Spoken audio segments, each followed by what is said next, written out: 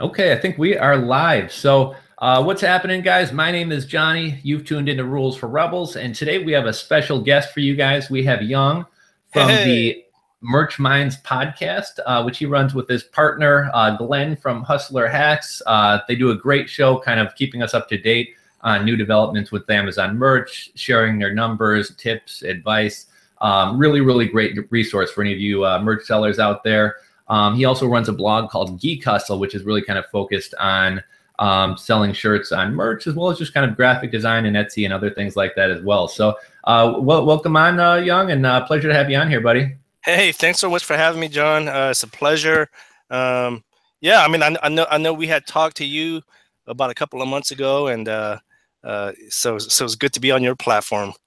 Thank you very much. Yeah, and I should mention we got Instagram going here. Reezy Resells says hello. Hey, And I know I you actually guys met on the guy. He's a cool Instagram guy. are going to kind of miss out on half of the conversation, but feel free to join us over here on YouTube, and maybe we'll field some questions from both before we wrap up here. So we were actually going to do this on Friday, and I kind of got bogged down. Wound up having a bunch of stuff going on, and actually had to help a buddy move a bunch of FBA merch. I know you used to be in the FBA game, I think, too, before. Oh, I'm still before doing merch. it. Are you? Doing it. Yeah. Okay. Yeah, I know you and I had kind of a similar start with, I wish I had gotten started, and I think Glenn mentioned it to you during Q4. Yeah. He first told me about merch. What, December of 2016, and I was busy doing Q4 and told him I didn't have time for that, and then he comes back and tells me his numbers, and I was just blown away. So yeah, so ever since then I've it's been merch all the way. Oh, very cool. Yeah. My merch has finally started rolling here. So yeah, and then for those of you guys who maybe missed the episode, these guys were nice enough to have me on their Merch Minds podcast a while back. So we had chatted before, and had been kind of meaning to get back together here. So yeah, Yong has a new book out about typography. Wanted to talk a little bit about that, and it was funny the timing with you reaching out to me. Just a couple weeks back, I had made a comment in a video like if there was one thing I wanted to learn or one thing that I think people should learn about for merch, I think it would be typography because I think most of our designs are text designs, and just simply in the book you kind of talk about how fonts and colors and different things like that can kind of set a mood or make something more interesting. And having a shirt in a block lettering versus something else can completely change the feel, and I think even how well that Absolutely. sounds. Yeah. No, as competition, and trust me, competition is getting harder and harder. More and more people, they're getting their accounts approved, and there's nothing wrong with text-based designs. I mean, like you, I do a lot of my designs are text-based. But I'm seeing a lot of designs on Amazon that it does the design absolutely no justice. Like if they make just certain adjustments, it'll make that shirt 10 times better. So this was something that I wanted to do. It was a project that I was working on kind of secretly for the last 6 months. Glenn knew about it, obviously. But yeah, it just got to the point where everyone was talking about the same thing. This is how I do my keyword research. This is how I do my uploads. This is how I do this, and this is how I do that. But no one really talks about the most important aspect, which is the design, right? It's So like so simple but so complicated at yeah, the and no one really talks about it hardly. So I really wanted to put out some content that I think people can benefit from and really help them with their designs as well. what kind of really brought it home to me. I'm not I know you're a graphic designer by trade. It's something I'm just kind of trying to develop some skills with, but I was looking into like the actual process of screen printing, and I used to work in at a t-shirt shop, so Okay. I should have kind of known about this. But I guess with the design, each color has a different screen, Yeah. and I saw one particular design. I forget what the word was, but I mean, just for example, we'll say Rules for Rebels. Simply by making the word "for" maybe a different color and a different font, it can just completely change the look and the feel of a shirt and make it look like a much more complicated design. So that's kind of what really kind of made me think about that. And then Okay. we talked, and you had the program shortly after that. So Yeah. No, I mean, just little adjustments like that makes a huge difference. So yeah, no, you absolutely nailed it on the head there. Just even something minor as just like you said, just changing up the font for the word "for" can make a huge difference, and that's something that we talked about in the last episode too.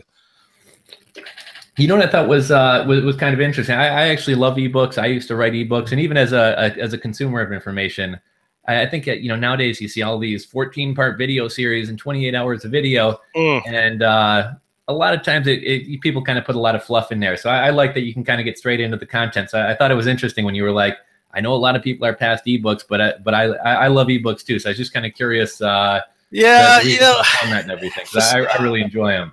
yeah, no, I like books too, ebooks as well.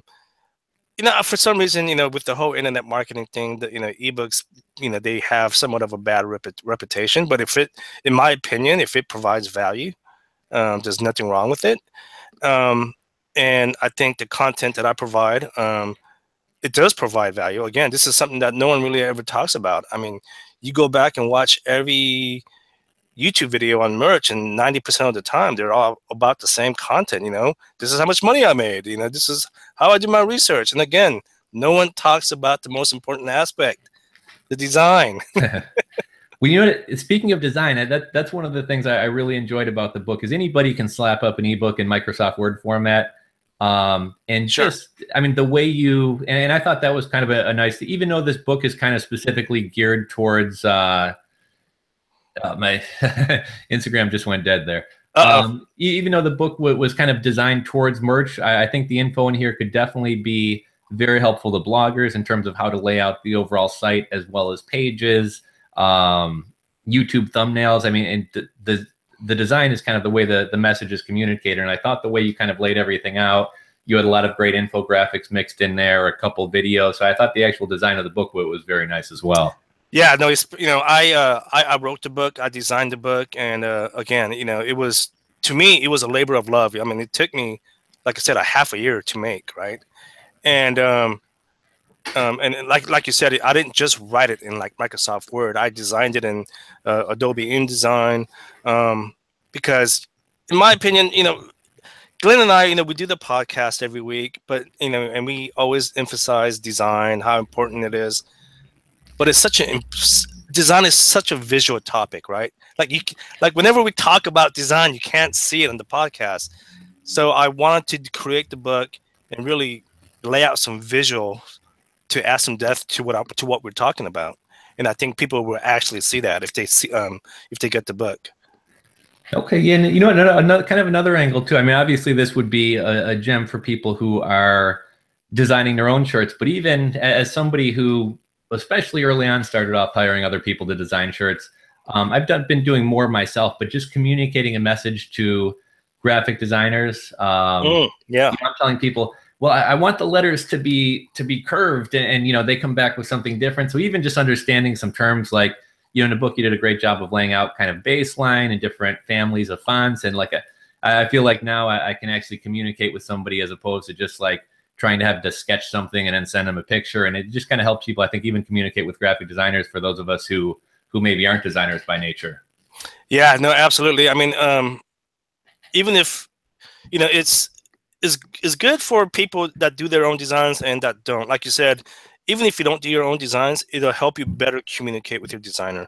I cover over a bunch of topics, on how to kern, the tracking, leading. I mean, if this doesn't make sense, obviously you would have to buy the book. But I cover font pairing, font selection. I mean, the list goes on and on. And then let's see. As far as one other kind of cool thing about the book as well, you had mentioned that people who do buy the book get free lifetime updates for the book. They do. I'm not one of those guys who's gonna charge you every time I make a revised copy or like a revised version. Long as I'm alive and kicking, and as I start making updates to the book, which I am going to do, everyone that buys a copy will get a lifetime revision update. Okay, very cool. Yeah, and I mean, I thought it was great. It was I think you had sent it to me on I don't know, it was Monday or Tuesday evening, and it was an easy read in the sense that I could kind of get through everything, get a grasp of it. Obviously, there's much more I could go back and dig into a bit more. But yeah, not really much in there that I didn't see that needed to be added. The one thing that I might suggest on a future update might be for those of us like me who kind of lack some design skills to put everything together, maybe some examples. Actually, I think you did give some examples of pairing fonts, but maybe like dumb it down for me for an actual t-shirt. But yeah, aside from that, I definitely, I was actually meaning to sign up for a typography course at a local community college because I've been meaning to. Good for you. To dig a little bit deeper into design. And so, yeah, I think you definitely gave me a good kind of baseline to get started and some further understanding there. Oh man, good for you, man. I think when you do sign up for it, I think you'll learn a lot. Okay, very cool. Yeah, I've been meaning to kind of get into some more advanced programs and things like that. Yeah. To anybody who's watching, can somebody drop? I'm just curious if the chat's working. Can somebody drop a comment maybe if anything's live, so that we're going to be fielding some questions here a little bit later. So I know we got a few people in the room, but a bunch of shy people. But yeah, we'll keep going. Let's see. So yeah, we talked a little bit about the book there. As far as merch, there's a lot of stuff going on with merch right now. Q4 here, updates and things like that. So I thought we might touch on that a little bit. Have you gotten any long sleeve tees yet? Yeah. So I do have long sleeve tees. I just had my first long sleeve sale like a day or two ago, so that was pretty exciting. But yeah, there's been some issues, not issues, but there've been some updates on the merch dashboard there, huh? Some the long sleeves, and then what else was there? There was the premium update, I think. It basically notifies you like if you make a premium or a standard sale or something, right? Oh yeah, exactly. Yeah, I thought that was very cool. Yeah, I think I heard you guys talking about that on the podcast. The long sleeves. I'm really excited to see them out. Actually, this is one of my newer merch shirts here. I was kind of rocking in the spirit of nice. I like the episode here. The long sleeve tees. I just got approved a few. Actually, I don't know, maybe earlier in the week. Finally got my first shirt in. I think it arrived on Friday, so they were actually pretty quick with printing that one. Okay. Initial impression. I made a video. I haven't posted it yet, but not bad quality, but I was kind of surprised that the shirts were not either Anvil or Bella Plus Canvas. So I was a little disappointed to see they were a different brand, but I mean, really no complaints. I thought the designs went on really well. But yeah, I was kind of expecting an Anvil or a Bella Plus Canva. Did you order a premium?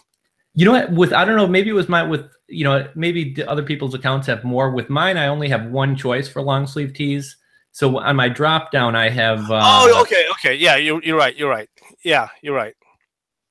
Yeah. So I was. It was not bad at all. I kind of expected it to maybe be a little bit thicker, just because long sleeve t-shirts sometimes are. Wasn't quite as soft as I've actually been going with Anvil for most of my shirts lately, just because I feel like they're about the same quality and a couple bucks more for me there. But yeah, I thought they were decent quality. I thought the printing went on well, but just not quite as soft as like an Anvil or a Bella Plus Canva. I didn't think. Interesting. You know what's funny, Johnny? To this day, I have not ordered one of my shirts at all. Oh, really? I've never ordered one. So it's interesting. I mean, I've had people buy their own shirts and send them to me, but I've never bought one of my own designs. Oh, really? See, I buy a ton of mine. I probably got about 10 of my own shirts, and then lately I've been anytime a friend or family member compliments me on a shirt, they're getting one in the mail. So yeah, I've been sending them off like crazy. And the one thing I do kind of notice, if I put up a new shirt, I don't know if I'm correct about this. I think things don't get a BSR score until they get their initial sale. Is that correct? That's my understanding. Yeah. Okay. Yeah. No, I've always kind of noticed that from FBA, and I assume that was kind of the same for merch. So I've always felt like when I get a new shirt up there, if it's a shirt that I'm not going to order everything, but if it's a shirt I actually kind of believe in and really enjoy, I'll order one, gives it a BSR, and it seems to kind of give it a kickstart, and I'll kind of have an organic sale, follow kind of shortly after that.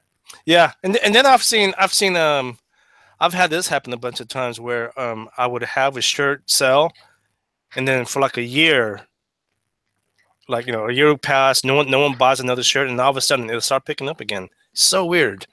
Yeah, it's kind of weird. I've got a couple shirts that I kind of forgot were even still live. That one will go up.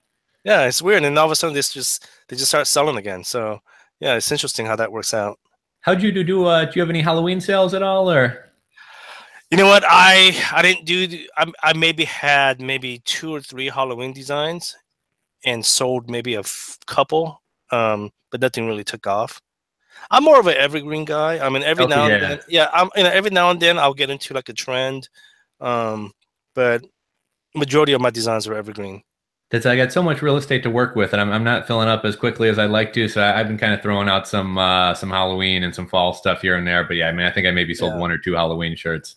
But no, I know people, they made a killing on Halloween shirts. Me, I just didn't get into it as much.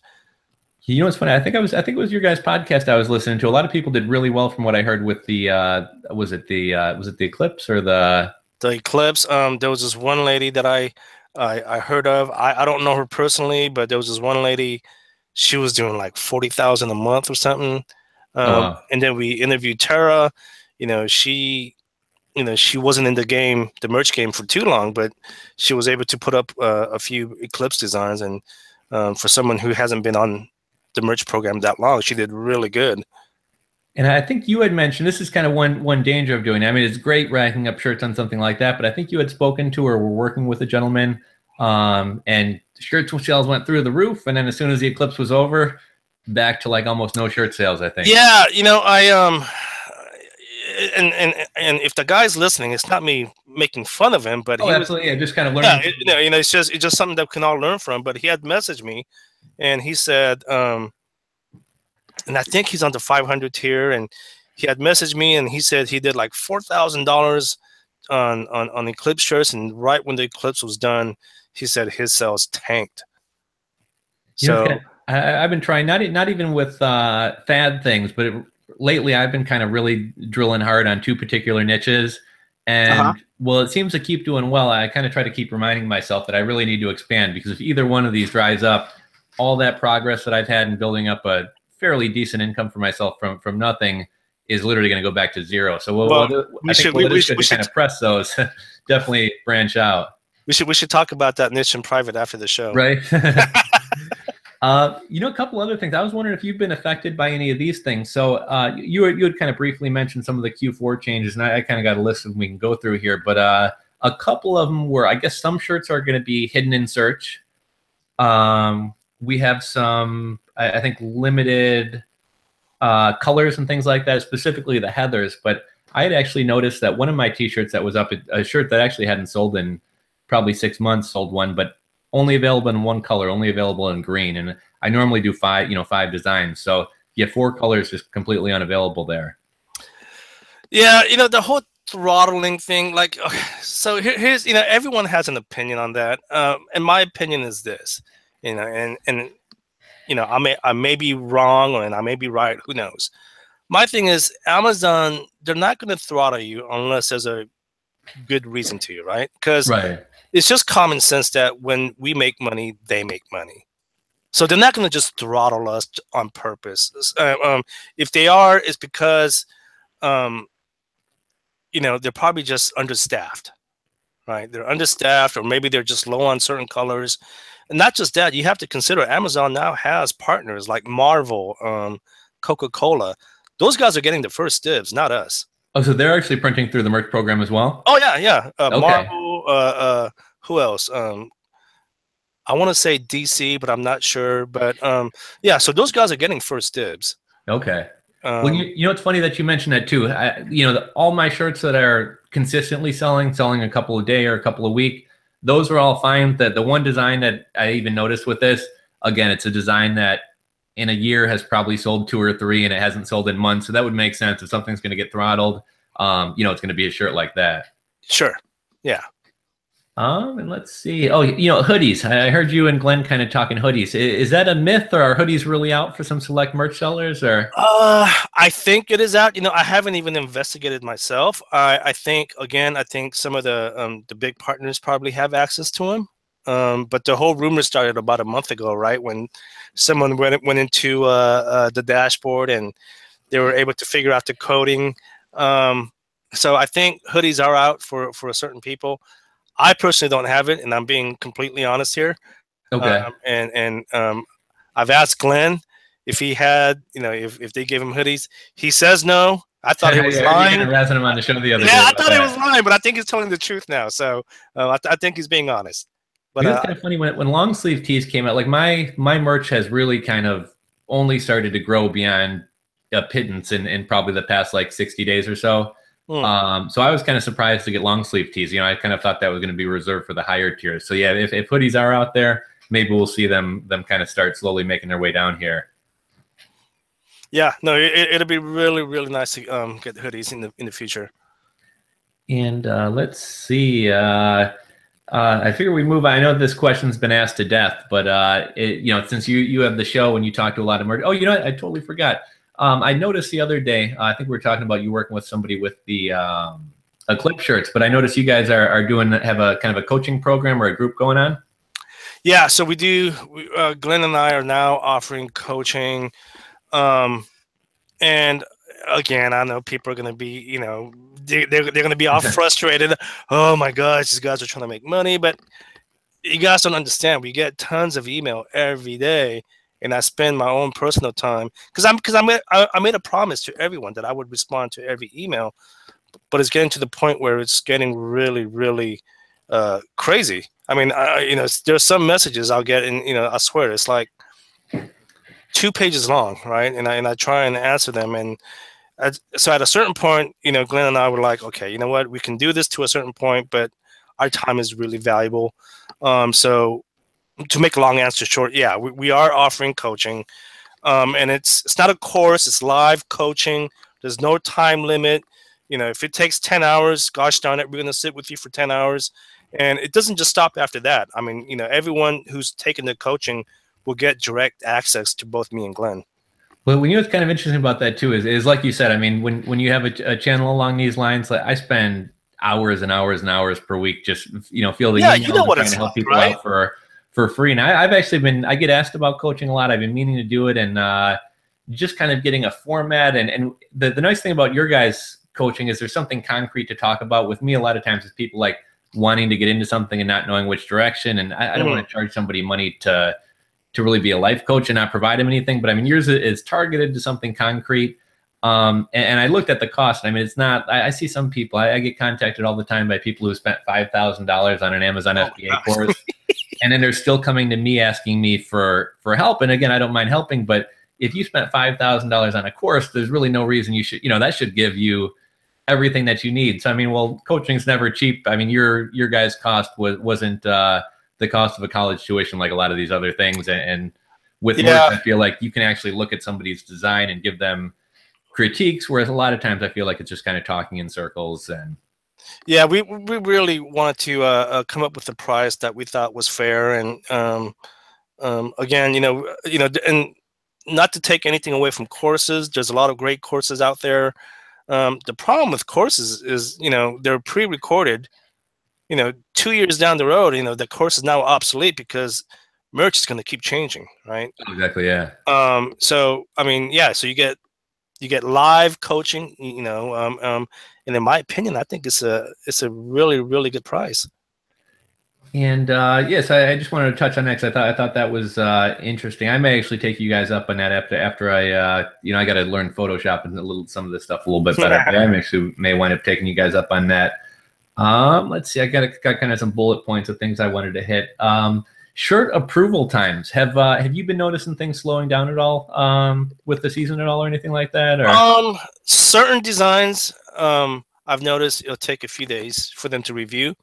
But typically, they're going through immediately. I mean, I just uploaded 10 designs this morning, and they've been approved like within an hour. So I think certain designs, if it looks a little sketchy, they might do some manual reviewing of that design. But typically, everything's been going through really smoothly. It's kind of weird. I've been noticing my long, and obviously this has only been for a few days, but my long sleeves have been taking a long time. Normally within per hours they're going through. That's been for everyone.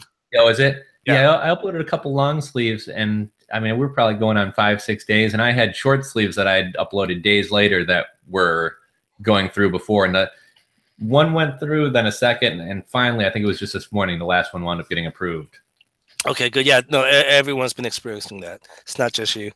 Okay, and then copyright. I know you're rightfully so big on paying for your fonts and things like that. And in the book you reference, I think your site of choice was My Fonts. I think it was. My Fonts is the primary site that I use personally. Here's the thing about fonts, and I'm really big on fonts. Is because I see this in the groups and the forums all the time, right? Oh, someone stole my design. someone stole my design. What do I do? Oh my gosh. Well, when you download free designs on these websites, you're stealing someone else's art. So when you're complaining about someone stealing your design and you're downloading free fonts, well, you're stealing someone else's design. You got to pay for that. Those fonts didn't just appear. Now, are there any sites where anybody can get free fonts, or pretty much every font is a? Typically, in my opinion, free fonts are what's called novelty fonts, and that's explained in the book. But novelty fonts are very decorative. They're very fun, like fantasy fonts. Typically, those are always free, but like fonts like Helvetica and Verdana, things like that, those are typically premium fonts, and you have to pay for those. And I see a lot of people downloading them from from various sites. That's fine, but again, I mean, when you do, look at the license, and typically, these sites, they don't have the proper licensing.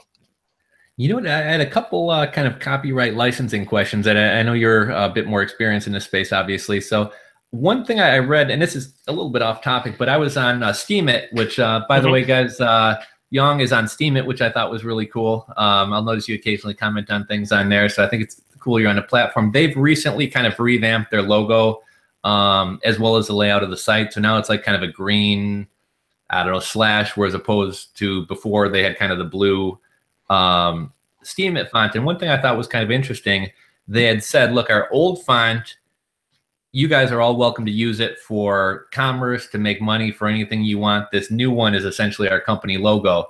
So I mean, I guess for anybody out there, I don't necessarily want to flood Amazon merch with Steemit things, but are you aware of any, what am I trying to say here? Like resources out there of things that are either Creative Commons or things that have fallen out of copyright, maybe a cartoon character. I mean, I can't think of an example, maybe a cartoon character from over 100 years, like to where people can get things that they're free to use because it's Creative Commons. Yeah, it's I'm not an expert. I know what you're talking about, because this is something that we actually talked about when I was in college. Like for instance, the happy face, right? The happy face from what was it, Forrest Gump? Oh, right. Right. Most people don't know this, but that's trademarked, right? Okay, right. But then the peace sign, like the peace sign on Craigslist, it's fair use. Like anyone can use it, right? So I think the best answer would be to just, if you want to use something, just do your due diligence and just always do research. I mean, Google. I mean, you can pretty much find out anything these days on Google. Right. If you have any doubts, just Google it, and I'm sure you can find the answer. Okay. Kind of got me thinking along those lines. I know what a lot of people do. I have kind of two examples. So with publishing, a lot of people will take all these books from like 300 years ago, like the classic books, and they might add some illustrations, and then they'll put it up on Amazon KDP. And essentially they're taking, obviously nobody has the rights to it, but they're taking something somebody else has written, putting a minor twist on it, and then republishing it, and you can kind of make some money pretty lazily right there. Another example with YouTube is like I see a lot of people get these old like cartoons from like the 1800s or whatever, and like rebroadcast those. So I was trying to think if there's any kind of twist for that for merch, but yeah, like you said, yeah, I probably won't be the best person to ask about something like that, but yeah, I mean, like I said, I think typically if you just do your due diligence and just do your research, you can probably find the answer that you want. So that's and then one other thing too, I thought this way. I think you and Glenn had kind of talked about hot sauce, I think is copyrighted now, or there was some discussion about that on the podcast the other day. Yeah, someone mentioned he's actually a friend of ours. Apparently he had a bunch of shirts that had the word hot sauce, or it was in the keywords or the description, and apparently they were all removed. You know what's kind of weird about that is because I almost feel like to some extent, and I don't blame them for it. Obviously Amazon doesn't want any drama, but I think sometimes they might be a little bit overprotective of things, just because there's a million hot sauces out there, and I don't see them getting sued for using the name hot sauce. You know what I mean? Yeah, I mean, like, no, you're right. Like Tapatio hot sauce, or yeah. I mean, I had kind of a similar example, and this was one of the kind of questions I don't know, question or just something to throw out to you, but I tried making a shirt. I was kind of trying to do a series of Chicago neighborhoods. So we have like, Bucktown, the Loop, Ukrainian Village, etc. And I made one that said Wrigleyville, and obviously Wrigleyville is associated with the Chicago Cubs and Wrigley Field, but at the heart of it, that's a neighborhood. And my shirt was declined, and it just kind of struck me as odd that a public space, a neighborhood that I don't live there, but potentially I live in this neighborhood and I can't put my own neighborhood on a. So I just in some extent, I think I don't know if it's just an auto blocker that blocks them, but it just to some extent, like, can I copyright Chicago and nobody can ever use the word Chicago in a t-shirt? But did you check the trademark before you put it up? You know what? There's a million things that pop up on Trademarkia, but just being a neighborhood and like no reference to the Cubs, not using anybody else's font or likeness of their trademarks or anything. So I just found it odd that one kind of. I would always. So one suggestion that I have is always check for trademark, whether it's in your title or your keywords or description, any word that stand out like Wrigleyville, I would always check for trademark because you just never know. I got you. Okay, I mean, a good example is a hot sauce again, right? Who would have known that someone was going to trademark hot sauce? And do you know what would happen? Let's say I get a hot sauce shirt up there 6 months ago, and all of a sudden somehow now that becomes. Could I get in trouble for something like, you know what I mean? Am I going to have to continually checking on my shirts every month to make sure somebody has trademarked those terms? Or I mean, the worst case scenario would be Amazon saying, remove your shirt, or they'll remove it for you, and then they'll send you an email. Right. But as far as being sued, from my understanding, typically you don't get sued. You'll most likely get a cease and desist letter.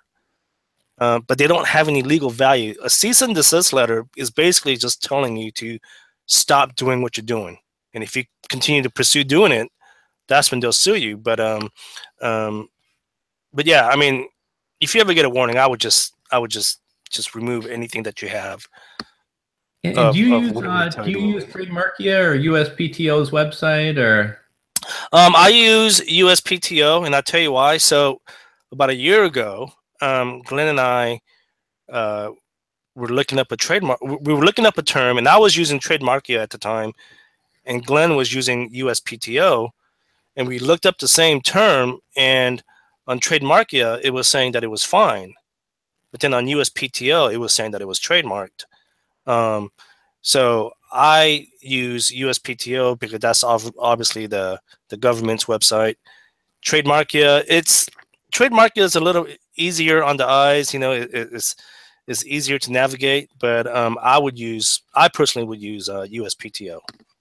I was just kind of watching the comments here. My buddy Mitchie Boy, who's on Steemit and YouTube a lot, he had said he'd seen a guy got banned from merch for having Los Angeles baseball in his bullet points. Would you say? I mean, that's something I was going to touch on a little bit, but just wow, that's interesting. Even if something isn't on the T-shirt, I guess, like you said, with the hot sauce, even using that term in your bullet points can sometimes land you in hot water. Wow, that's new to me. Los Angeles baseball. I mean, obviously I would have to look it up, but I don't think the term Los Angeles baseball is trademarked. I mean, I guess we can look it up once the show's over, but man, that's. It's kind of funny. One thing I saw people making a ton of sales off of it, and obviously getting drilled for later. I was doing some research on Merch Informer, and for Halloween actually, and the hottest selling probably 2 or 3 top shirts where people had put the M&M logo or the M&M on there. Yeah, that's. And I mean, right off the bat, I was like shocked they were getting away with it. And then as soon as I clicked the shirt to actually check the BSRN stuff, obviously you got that dog 404 error page or whatever, and they'd taken. Yeah. But man, those shirts were selling like crazy. But that's kind of common sense, don't do that type of stuff. Yeah, so this is something that I've said. I mean, if you have any doubt about your design, I would dig into it more, because if you have any doubt, like if you're maybe kind of on the edge of trying to post something, I would probably dig into it more and see if it's something that you should or shouldn't be doing. Okay, excellent. To anybody watching in the comments there, feel free to, I got a couple more points that some of you guys have dropped in previous videos, so feel free to drop some comments. We'll check back with those in a minute. And I had a couple more things that some people had pre-submitted, and just questions that I get a lot from people. So are you using the descriptions, or do you kind of leave that alone? Or I used the title, obviously. I use the keywords, and yeah, I do use the description. in addition to the bullet points, you do the description as well? Okay. I'd heard a lot of people saying they don't use it or it's pointless, and I figure, would they really put it there if it wasn't pointless? And I'm kind of about half and half. I think there's value to having it there, but a lot of times I find myself like just parroting the same thing that I put in. Yeah, well, Glenn for the longest time wasn't ever using. He wasn't ever putting anything in the description. He's doing it now, but I mean, if you listen to some of the earlier podcasts, he would say that he doesn't ever fill out the description.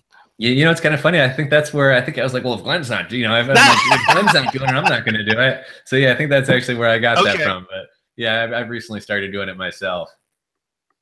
And another one that I get a lot with bullet points and descriptions. It's kind of funny reading other people's, and then I try to read other people's and kind of get a grasp on how I want to do mine. And I have a tendency to try to make it somewhat of a readable sentence, as opposed to just like camping fires, marshmallows, hamburgers, hot. You know what I mean? I'll try to be like, this shirt would be great for people who are out. I mean, for like this Bitcoin one I have, this coin is great, or this shirt is great for Bitcoin miners and altcoin traders and computer programmers. And sure. Is there any value to keeping it readable, or just get as many keywords in there as you can? And I guess one other add-on to that question, Amazon kind of talks about keyword stuffing, like sort of frowning on it, but that's kind of what everybody does. Like, just kind of your take on. Yeah, well, I mean, Amazon specifically said don't keyword stuff. Right. But sometimes, people get away with it, and just because you see it on Amazon, don't be that person. Be like, oh, well, someone else did it, so I'm going to do it too. Don't jeopardize your account. Okay, I would say stick to what you're doing, John. Right. Which is to write sentences using those keywords. Like this shirt would be good for Bitcoin and programmers and things like that. I would go that route. Okay. Because I don't know, like I'm the type of person where I value my account so much. Like, I don't want to risk anything to have my account shut down. I mean, yeah, you can say that I'm paranoid, but yeah, I'm being paranoid.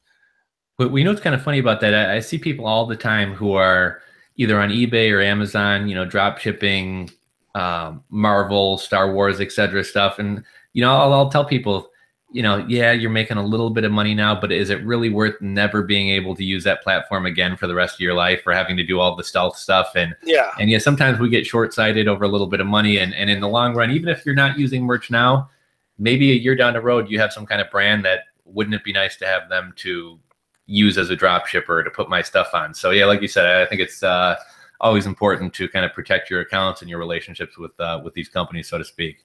Yeah, I mean, the opportunity that we have with merch right now is it's just unbelievable. I mean, think about it. The fact that we can sell apparel, T-shirts, with no inventory. Oh gosh, I mean, and I know this whole print on demand is not new.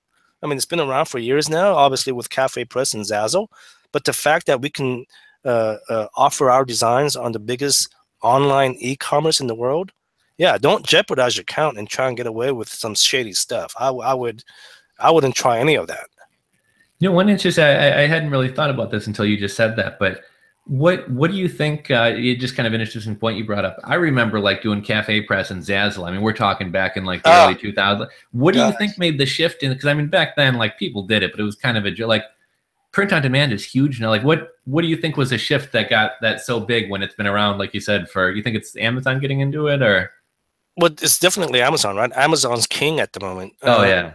I mean, but yeah, I think ever since they got into it, I mean, I know people have been doing it with, through Shopify and all that as well, but it's never been really talked about, right? And then once Amazon got into the game, everyone starts talking about it, right? Because, a lot of people are on Amazon.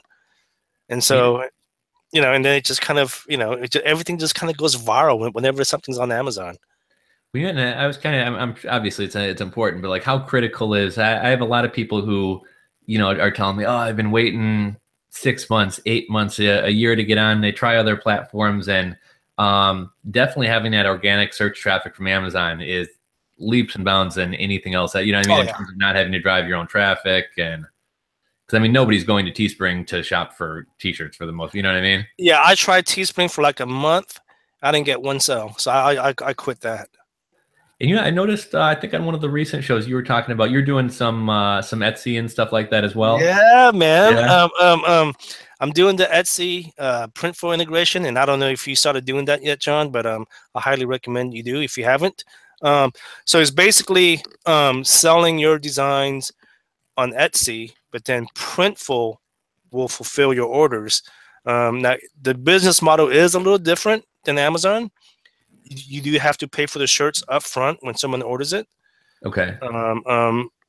And you have to take care of all the customer service and whatnot. But it's a great business model. I think it's a great opportunity for anyone that's waiting to get approved for merch. I mean, I'm 2.5 months into it, and I'm putting up some decent numbers right now. And is that automatically placing the orders for you, or is that still is that part of the process manual? Like you're actually Yeah, no, an you Amazon just put your credit card on file, debit card, whatever, on the Printful side.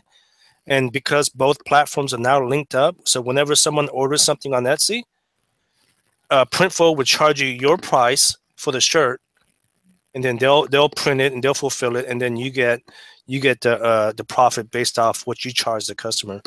And you know what else is kind of cool? Like I know your book is available through Gumroad, and I'm also a Gumroad user as well. And I've noticed, I think Printful, if I'm not mistaken, integrates into Gumroad too, as well. They do, yeah. Too, yeah. Not many people know that. So you can sell prints and things like that through on Gumroad, and then Printful will fulfill it.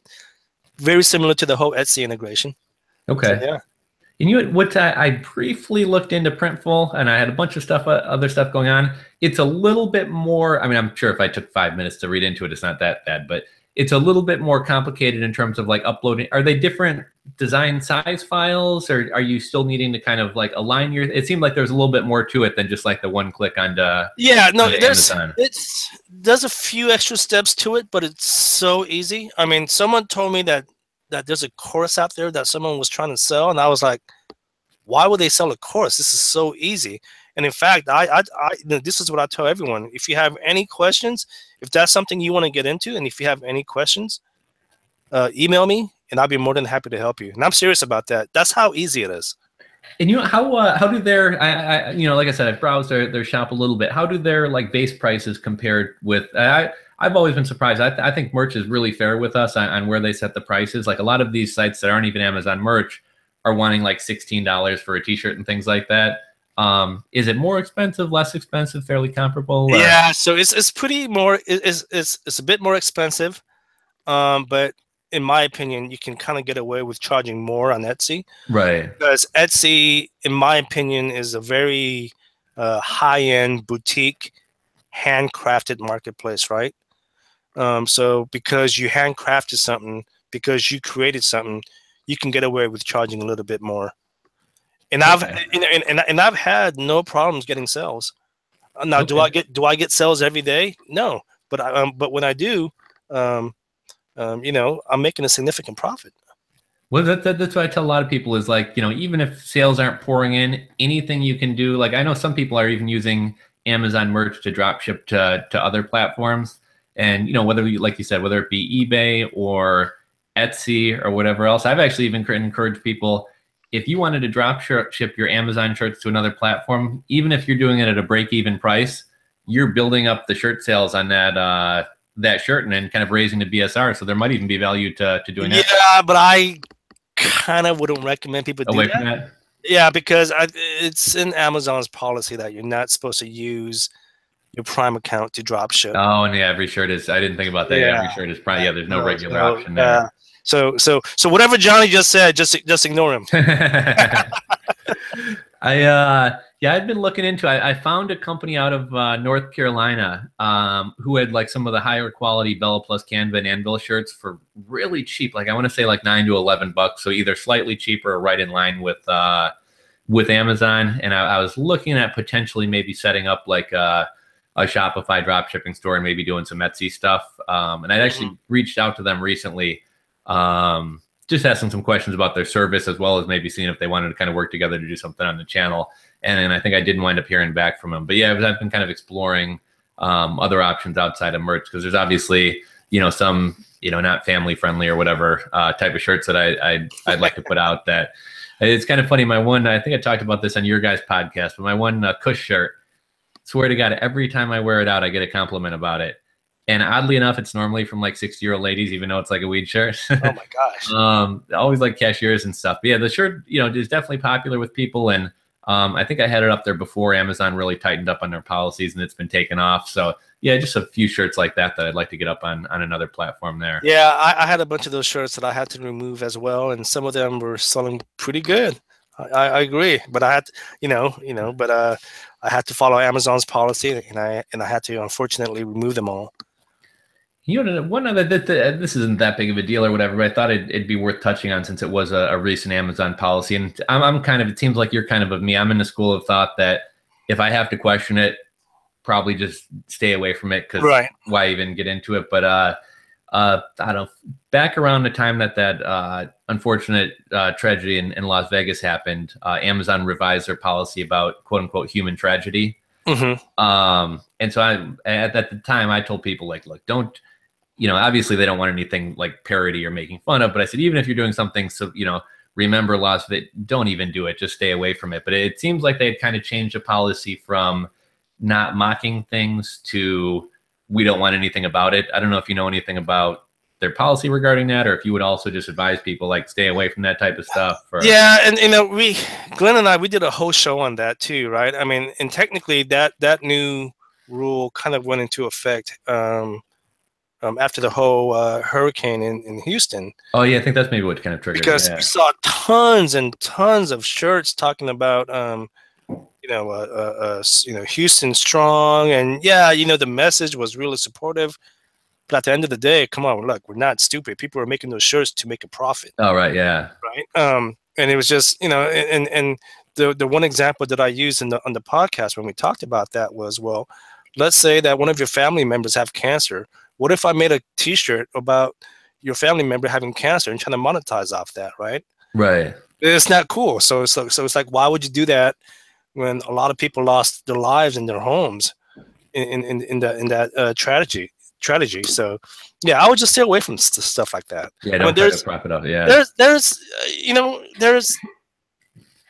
thousands of niches you can get into, and when people do stuff like that, it just irritates the hell out of me. No, yeah. It was a couple years back during the for years I've been selling. I have some kind of like gay, lesbian, LGBT type I guess bracelets, other types of merchandise and stuff that sell on Amazon.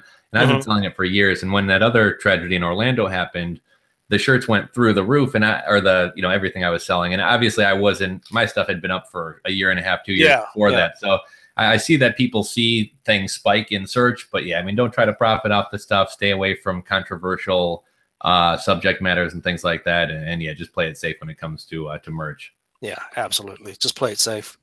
Let's see. I'm trying to see if we have any questions here. Can you buy your own merch shirts to get out of the 10 and 25 and resell them through FBA? Okay, so I guess what we've discussed here, you are allowed to buy your own shirts. Amazon says that. They just don't want you drop shipping using Prime, right? Yeah, you can't drop ship using your Prime account.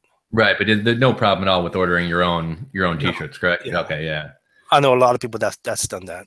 Okay, I've been uploading Printful and Etsy. Let's see, Mitchy boy, I've been uploading to Printful and Etsy as well lately. You can get designs up super quick. I get 50 up in a couple of days. Okay, so yeah, someone else is using the Printful to Etsy model. So yeah, he says it's pretty quick and pretty efficient and things like that. So that's, yeah, it's super easy, John. I highly recommend you get into it. It's just another income stream for you. So. Recently I ordered a shirt for my girlfriend's sister, and I was over at their house, and she saw my shirt, and she was like, "Oh, I love that shirt." Okay, you're getting a shirt. So I ordered her a shirt, and when she got it, she texted me a picture, and she was like, "You should sell these on Etsy. People would eat it up." And yeah, like you said, I mean, I think Etsy is kind of very much so with like Pinterest stuff and cute stuff, and yeah. So she kind of said the same thing. She said this would kill on Etsy. Yeah, no, it's I've had designs sell on Etsy that I could not sell on Amazon, believe it or not. Okay. Yeah, so I mean, Etsy is a completely different marketplace. And what kind of, are you doing like some external promotion? Are you using like Instagram or Pinterest or anything in particular you'd suggest to people at all, or like as far Um, as marketing or? for Etsy, the only marketing that I've done is their in-house sponsored ads. Okay. That's the only thing that I've done, and I've gotten some really good conversions from that. They also have Google Ads, which I ran for like 2 weeks, and I've had no conversions from that whatsoever. And talking to other people who've done the same thing, they all pretty much say the same thing. They say that they've gotten no conversions from Google Ads. So everything's been in the all my conversions been through the Etsy in-house sponsored ads. You know, I tried running Facebook ads for a while, which in my experience, I'm more of an AdWords advertiser for my other businesses. Mhm.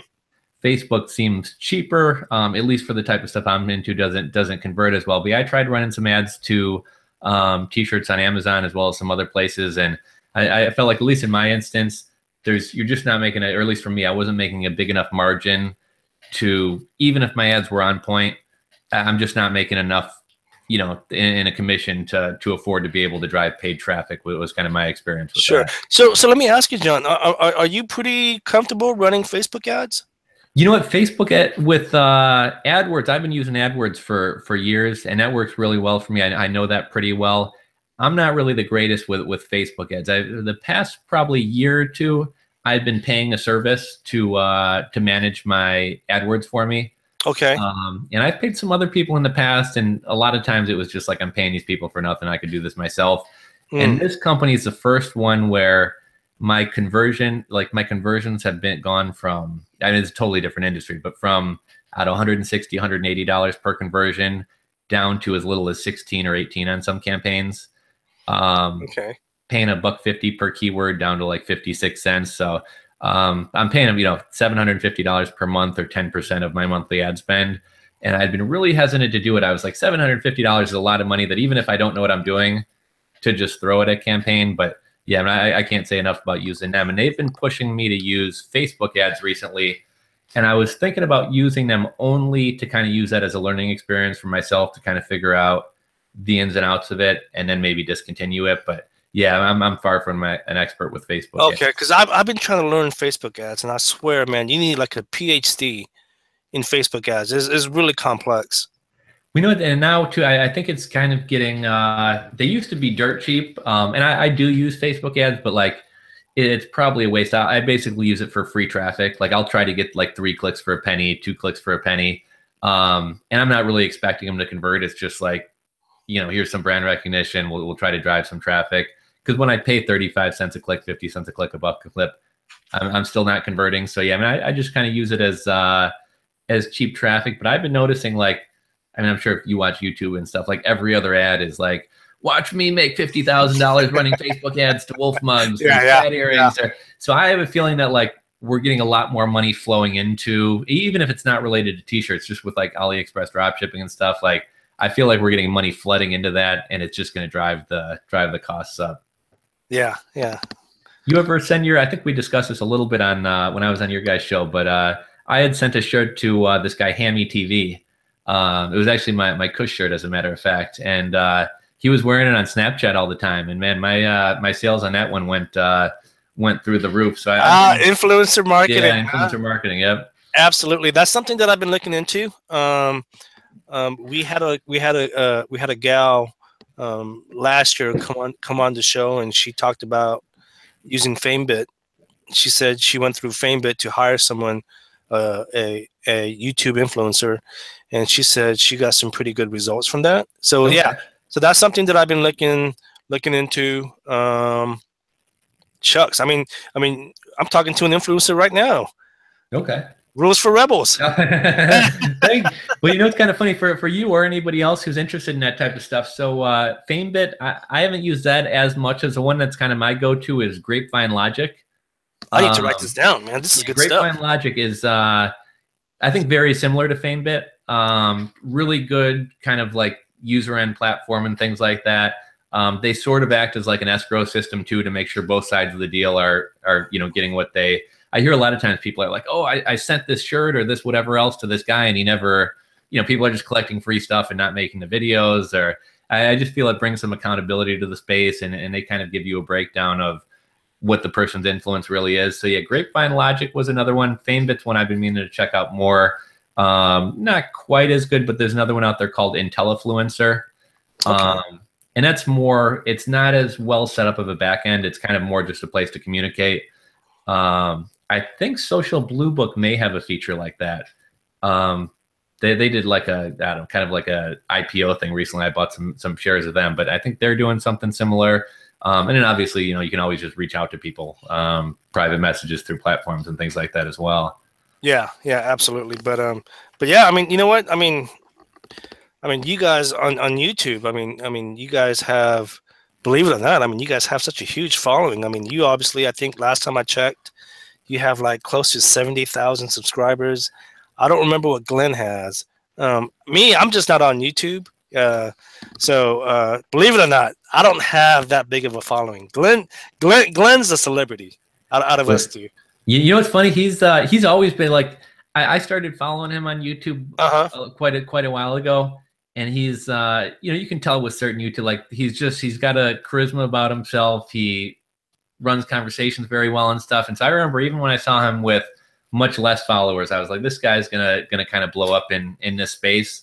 And he had continued to blow up. And I saw once he got on, I noticed once he came back from that Gary Vee thing, he kind of had a renewed energy and a little bit of a different, you could kind of see a different strategy and stuff. So yeah, he's definitely killing it on that. Yeah, no, you know what's really cool about Glenn is the person that you see on screen is the person that you get. A lot of people on YouTube, behind the scenes, they're a completely different person. Right. As soon as the camera turns on, they put on this act. Glenn's the same person he is behind the camera. Such a very cool guy, down to earth, very humble. And I think is his brother work with you guys on some shows and stuff too? Is he into design as well? He is, surprisingly, he is a graphic designer. I know he's been getting into print on demand a little more lately. He's putting out courses on Skillshare. So, I've mentioned to Glenn not too long ago that we should try and get him involved a little more because I mean, anytime you can add value and things like that, I think that's always good. And I know his brother Anthony can provide a lot of value. So we'll try and get him involved somehow. That Skillshare is kind of a really cool site. They had hit me up with a free trial or something like that, and it's kind of very similar to Udemy, but it's a flat rate as opposed to having to pay for each course. And yeah, I was kind of blowing through courses on there, and I may have even watched one of his things. I was watching a lot of design, lessons and things like that. So I may have even seen one of his courses on there. Yeah, I've been recommending Skillshare since last year. It's like kind of like you said, it's instead of paying for each course, you pay one monthly subscription fee on Skillshare, and you can watch all the courses that they have on their platform. Yeah, I mean, I noticed that they had some pretty good stuff on there too. Yeah, I noticed like Skillshare and Udemy seem to have, I don't know, at least in my opinion, a little bit of a better quality than like JVZoo and like the Warrior Forum type stuff or whatever. I really enjoyed that one. I haven't messed with a Warrior Forum. I know what it is. I just haven't purchased anything from them. Let's see here. We've kind of covered all that stuff. Talked about the book a little bit there. Now, let's wrap up talking a little bit about the book here. So the one thing I did want to say is this isn't a 101 selling on. Like this is specifically geared towards those people, and I think typography is probably the most important element to merch. But this is definitely typography get driven, right? So people are really going to get an in-depth look at. Yeah, so basically I wrote, so when I was going through college, like everything that I learned about typography, like we never had textbooks, like everything was through lectures and through notes.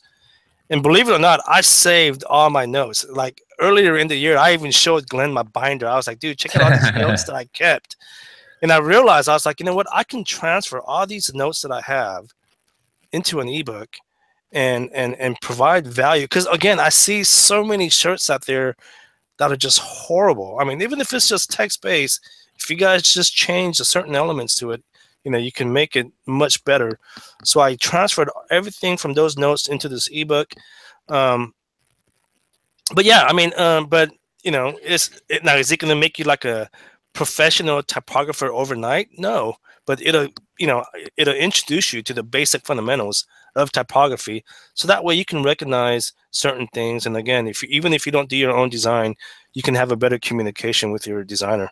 That's right. I think anybody who's serious about this and is anything more than just like, I'm just going to slap some stuff up here. Anybody who has a serious interest in learning about design and stuff, I think this is an awesome, probably for advanced people as well, but especially, you know, for somebody like myself as a starting point. Like, most of my designs are going to be text-based, because I never really know what's going to sell. I don't really want to invest a ton of time into doing like some really detailed graphics. So doing a text-based shirt that's something beyond block letters and will stand out from the crowd, I think is something I could really drill down on and learn a little bit better. And I think that'll go a long way.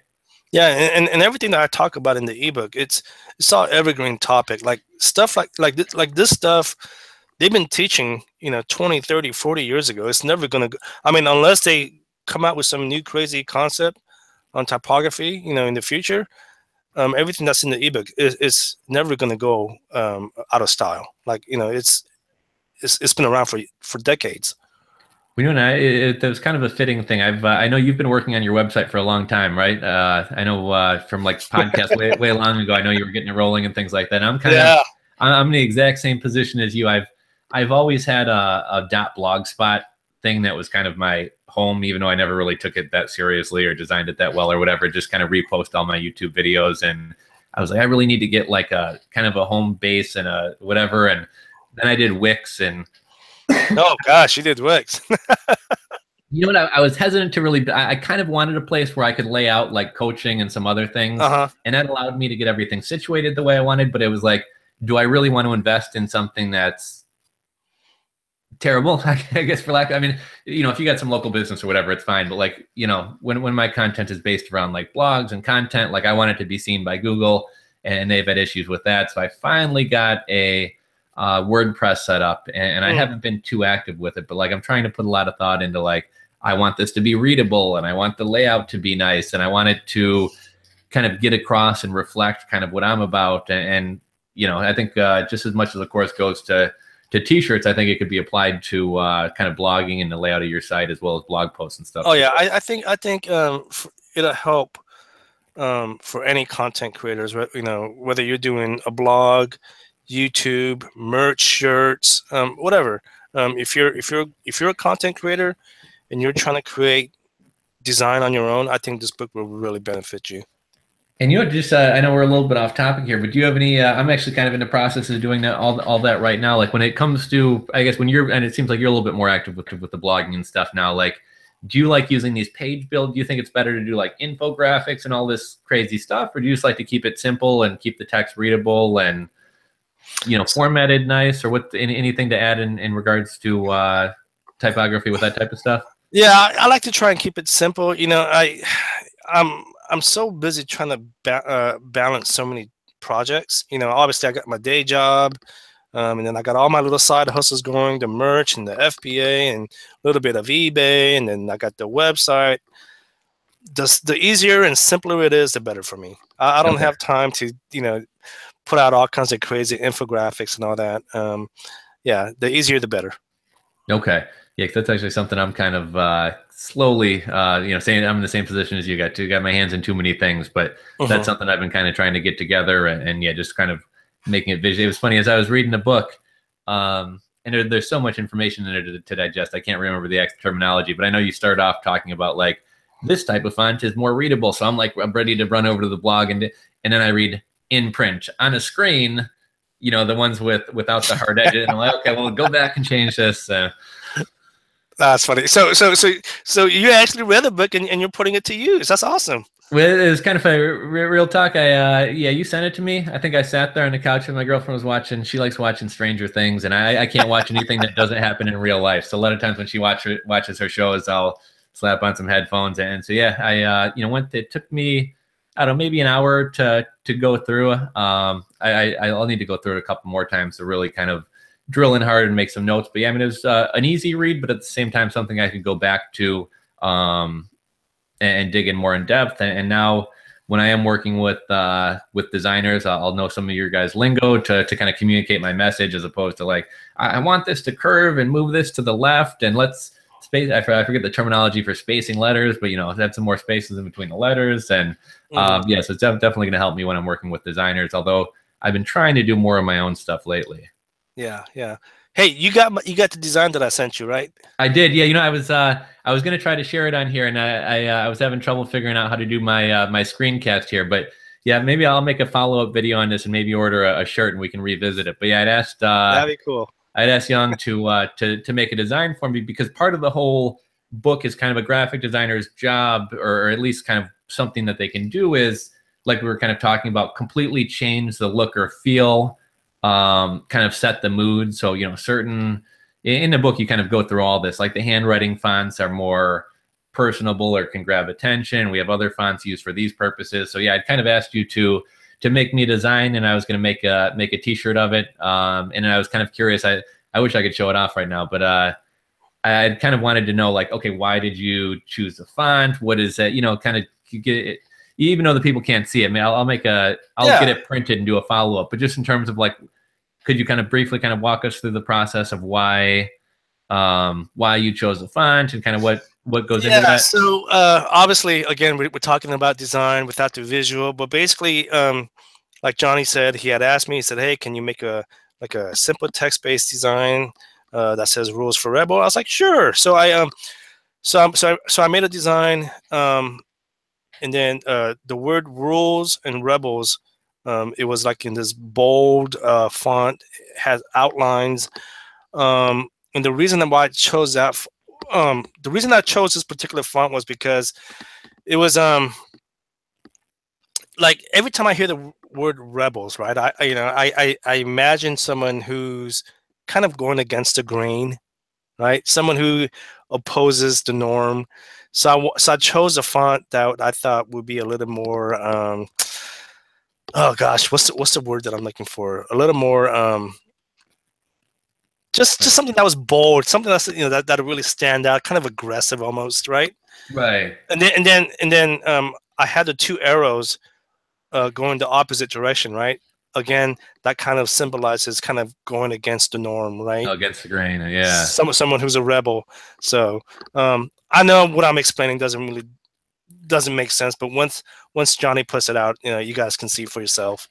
We knew, and I was going to ask you, do you mind if I upload that to merch and order a shirt and oh yeah, do whatever you want with that, man. That's yours. Okay, thank you. I appreciate that. I noticed we had a couple. Val or Luke had asked, is the book available in PDF or Kindle format? So you had sent me a PDF, and I imagine Gumroad's probably going to be PDF. Are you going on Kindle at all with this, or are you going to keep it on? No, it's just strictly Gumroad. Okay, Gumroad. Okay. Yeah. sorry. And I noticed we had one other. I don't know if this isn't really merch. I think this is something different, but maybe you can kind of touch on this. What about plastisol transfers? We print custom transfers, and you can control your own quality. Okay, I think he's talking about heat pressed. Okay, that's something totally different. I was gonna say I don't know too much about. Okay, yeah. When I used to work at the T-shirt shop, they did all the screen printing offsite, and I would do the heat transfer stuff. But yeah, those things kind of flake off and peel off and things like that. So yeah, I don't know how if obviously screen printing is a better quality than whatever merch does, right? With the I guess printer stuff, but that's a better quality than heat transfers, from my understanding. Yeah. Okay. So I'm looking at the comments now. That's Velour. I actually know that guy. So yeah. Oh, yeah? So Velour, it's only in a PDF. Yeah, I'm not gonna mess with Kindle on this particular book. Yeah, I think with something like this, it's better to keep kind of more as a course on a different platform than just yeah. I don't know if Amazon. Yeah, and like I said, yeah, and like I said, Velour, this is something that I'm going to be updating as time goes on, and it's just doing it outside of Amazon is just easier for me to manage. I think every time I do it on Kindle, you have to go to the whole Kindle dashboard and everything. It's much easier if I just do it this way. Oh yeah. That's one thing. I know we talked about that earlier, but yeah, I thought the updates was really cool. How if somebody gets it, you continue to add on it, and they're gonna continue getting updates, and that's kind of one cool thing about using Gumroad. I've done some like weekly or monthly list type things before, and then also to be able to update whatever content you put out there is kind of cool as well. Yeah. Okay, well, yeah, no, I don't want to keep. I really appreciate you coming on the channel. I know we've been going for a little while here. That's kind of everything I had prepared. I know we answered some audience questions, and you were good enough. You answered a lot of the questions that I get asked frequently enough, so it's good to hear somebody else's opinion on those. So, anything else you wanted to add here before we cut off? No, just just want to thank you, John, for having me again. It's I always have a good time just talking merch in general. So I appreciate you having me here. I know we were supposed to do this on a Friday, but it just didn't work out. So better late than never. Oh, I got a quick story to share with you before. So you'll appreciate this since you were doing FBA and stuff like that before. So my buddy he actually does my taxes. So he had kind of seen that I do fairly well with that stuff. So he decided to get into it. Oh, nice. And I'm not going to talk, I won't say exactly what he does. He's very secretive about it, but it's like a homewares, bedding type item, whatever. Sure. So he just recently moved into this beautiful house with his wife, paid for movers to do everything, but didn't want them to see all his merch stuff, which he's got a lot of nice stuff. So I'm thinking, if I'm a mover, there's a million things I'm going to steal before I steal your stupid Amazon boxes. But yeah, I kid you not, 400 to 600, probably, I don't know, 30 to 50 pound boxes. We're talking a 2-car garage, floor to ceiling. He called me up and said, "Will you come over and help move these things?" So we had talked after I picked my girlfriend up from the dentist, went over to help him move. I'll need you for an hour at the most. I was over there till after midnight moving boxes, and then the moving truck wouldn't go into his driveway, so there was about a 50-yard run to bring the boxes to the truck, and then his wife didn't want him in the garage, so they had to go down this steep hill into his walk-in basement. And so yeah, that was my little Amazon FBA product. He had everything shipped out before Q4 because he didn't want to pay the storage fees, and they offer free shipping out. But yeah, he definitely had us working for it. Oh man, that's crazy. So the what Johnny is saying, if you guys ever need help moving, call Johnny. Give me a call. I figure I got a favor in the bank for that one. So awesome.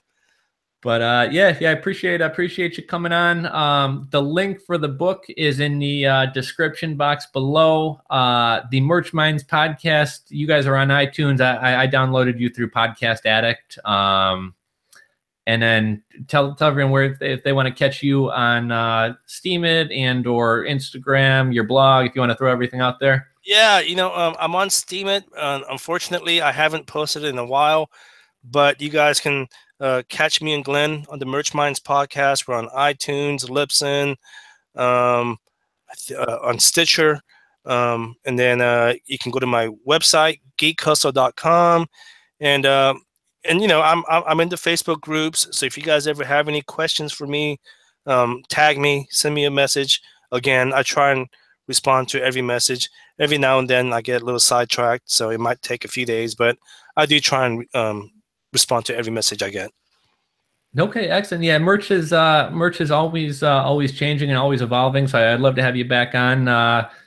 Maybe if you got something else going on, or when you bring out the edition of the book, or as merch changes, I'd love to have you back on to kind of share your knowledge with everybody as well as me, because yeah, a lot of gems I get from you and Glenn over there at the podcast. Yeah, you know what? Maybe next time I'll drag Glenn along. Oh yeah, have you guys both on here? Yeah, we can have a little talk about merch, see how everybody did Q4 or something like that. Yeah, that'd be cool. Okay, excellent. Well, I wanted to thank everybody who was here on the live stream, my first one ever. So thank you for bringing me out of my shell a little bit here doing one of these. We'll have to do some more of these, and thank you for coming on as well. So thanks everybody. Thanks guys.